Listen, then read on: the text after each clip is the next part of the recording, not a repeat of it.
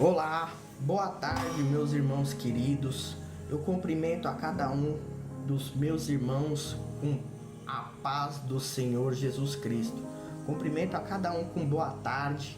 Você que está vendo esse vídeo, em nome do Senhor Jesus Cristo, no dia de hoje eu quero ministrar mais uma palavra para você que me assiste. Em nome do Senhor Jesus Cristo, leia comigo a mensagem de hoje. Está escrito em Lucas, capítulo 15, versículo de número 17. Apenas o de número 17. Leia comigo. Você que tem Bíblia, leia comigo e eu creio que Deus falará fortemente ao seu coração. Amém? Olha o que diz em Lucas, capítulo 15, versículo de número 17. E caindo em si, disse: quantos trabalhadores de meu pai têm abundância de pão, e eu aqui pereço de fome. Mais uma vez, leia comigo você e repita tudo que eu vou dizer para essa palavra entrar no seu coração. Eu vou ler aqui pausadamente e você repita comigo. Você que está lendo, vendo essa palavra, repita comigo essa palavra para essa palavra entrar no seu coração, porque a palavra só transforma você quando ela está aqui dentro. Em nome do Senhor Jesus Cristo, eu vou ler pausadamente e você repete. E caindo em si, disse: quantos trabalhadores de meu pai tem abundância de pão, e eu aqui pereço de fome. De novo, a última parte do versículo. E eu aqui pereço de fome. Amém. Em nome do Senhor Jesus Cristo. O que quer dizer essa palavra para nós nos dias de hoje? O que quer dizer essa parábola, essa história nos dias de hoje? Aqui relata a história de um jovem que se afastou da presença do Senhor, se afastou de Deus, se afastou da oração, se afastou da leitura bíblica. Não se afastou da igreja, se afastou da leitura bíblica, se afastou de Deus. Aqui está um erro: a gente se afastar de Deus. A gente não buscará Deus na nossa casa, não ler a Bíblia, não ler pelo menos um capítulo por dia, ou até mesmo um por semana, que é pouco ainda. Um capítulo por dia, ou um por semana, ou uma oração por semana. Aqui está um erro. Por que está um erro? Porque isso aqui gera na nossa salvação, no nosso caminho eterno, ou perdição ou salvação. Se você se afastar de Deus e começar a buscar os seus prazeres, viver ao seu bel prazer. Por que isso? Porque você se afastar de Deus não quer dizer que você perdeu a sua salvação. Porque um pode se afastar de Deus. Eu posso me afastar de Deus? Posso. Você que está me vendo pode se afastar de Deus. Todo mundo pode se afastar de Deus. Não existe super-homens. Eu sempre estou com Deus, Deus sempre está comigo.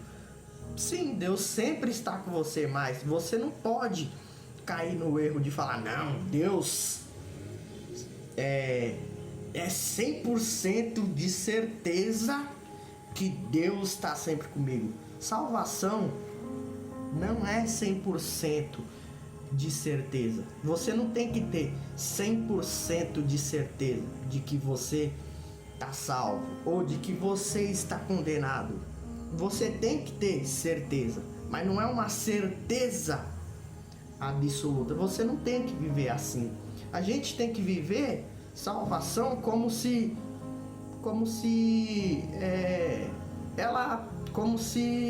você não vivesse pensando o tempo todo nela. Salvação não é você viver pensando o tempo todo, ou se você tem 100% de certeza que você está salvo. Você tem certeza, mas você não tem que viver o tempo todo pensando se vai para o céu ou se não vai. Você tem que viver como se, não, eu tenho a salvação e eu vivo.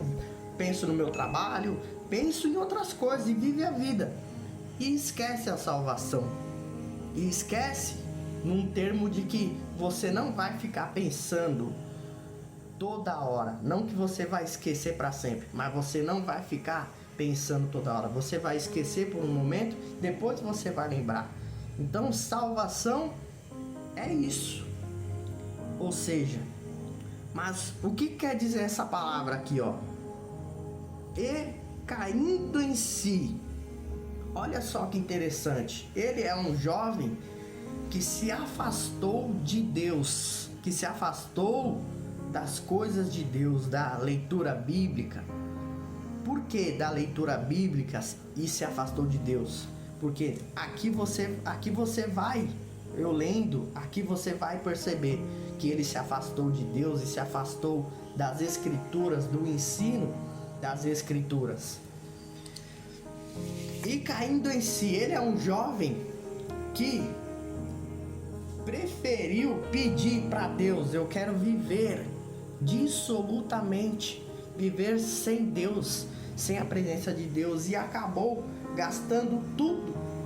E quando ele lembrou de Deus, quando ele caiu em si, ele lembrou de Deus, lembrou das escrituras, ele caiu em si. Por isso que a Bíblia diz que ele caiu em si, porque ele lembrou de Deus, ele lembrou das escrituras, ele lembrou dos momentos que ele tinha com o Pai, dos momentos que ele tinha, ou seja, Deus abraçou ele, ou seja, ele lembrou de Deus e caiu em si.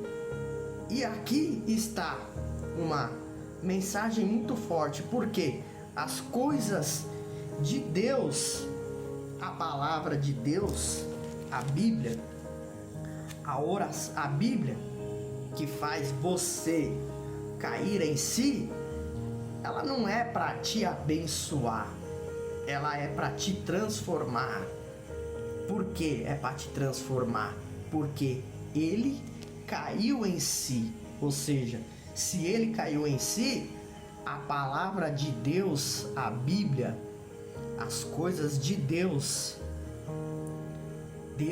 ele não é para te abençoar. A palavra de Deus, quando você lê ela e quando você lembra dela, ela não é para te abençoar, ela é para te transformar. É por isso que o filho pródigo caiu em si, porque a palavra de Deus fez ele cair em si, fez ele se transformar. Ou seja, tem muitas pessoas afirmando por aí que a palavra de Deus ela é para te abençoar. Não caia nesse erro, não caia nessa heresia, porque a palavra de Deus ela é para te transformar, para te conduzir um caminho.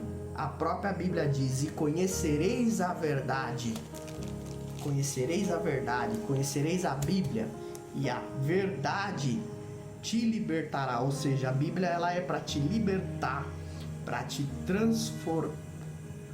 transformar. A Bíblia ela não é para te abençoar. A Bíblia ela não é para te dar um carro. Tá cheio de pregadores coach aí. Se a palavra de Deus não te abençoar, pregadores coach, se a palavra de Deus não te abençoar, não é a palavra de Deus que te abençoa. O que te abençoa é a oração. Por que a oração? Porque Deus disse: pedi, pedi e dá-se-vos-á. Se pedir, pedir, tá falando de orar. Pedir tá falando de orar, de falar com Deus. Ou seja, a oração te abençoa. A oração, ela te transforma e te abençoa. A Bíblia, ela te transforma, ela não é para te abençoar. Ou seja, muitos pregadores coach aí afirmando: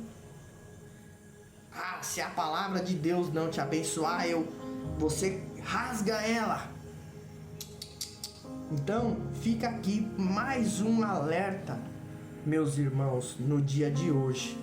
Eu agradeço a todos, Deus abençoe a todos e até o próximo vídeo, em nome do Senhor Jesus Cristo.